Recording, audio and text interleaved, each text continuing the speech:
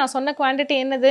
5 பாதாம், 5 பிஸ்தா, 2 ஃபிக், 2 டேட்ஸ், 15 உலர் திராட்சை, ஒரு 5 வால்நட். லைட்டா ஃபர்ஸ்ட் அலசிடுங்க. எல்லாத்தையும் கழுவிட்டு அந்த தண்ணியை கொட்டிட்டு நல்ல தண்ணி போட்டு ஊற வச்சுட்டு ஒரு 10 மணி நேரம் ஊறி இருக்கும். ஊறின தண்ணியை வந்துட்டு நீங்க கொட்டவும் செஞ்சுக்கலாம், அதை எடுத்துக்கலாம். இப்போ இந்த ஊறின தண்ணியில தான் எல்லா சத்தும் இருக்குன்னா சொல்லவே முடியாது. அதே மாதிரி பாதாமோட இதை ஸ்கின்னை பீல் பண்ணணுங்கிற அவசியம் இல்லவே இல்லை. அது ஃபுல்லா ஃபைபர் தான். ஸோ பாதாமோட பீலை வந்துட்டு எடுக்கிறதும் உங்க இஷ்டம், எடுக்காததும் உங்க இஷ்டம் தான். அதுல வந்துட்டு ஃபைட்டோ கெமிக்கல்ஸ் நிறைய இருக்கும். அது ஊற வைக்கும் போதே போயிடும். சரிங்களா? இந்த ட்ரை ஃப்ரூட் ஜூஸோட காம்பினேஷன் வந்துட்டு 300 to 350 கேலரிஸை நம்ம கால்குலேட் பண்ணிருக்கோம். அதே மாதிரி பிரேக்ஃபாஸ்ட்டுக்கு இவ்வளோதான் கேலரிஸ் எடுக்கணும்னு ஒரு வரைமுறை இருக்கு. லைக் ஒரு 300 500 கேலரி வரைக்கும் இருக்கலாம்.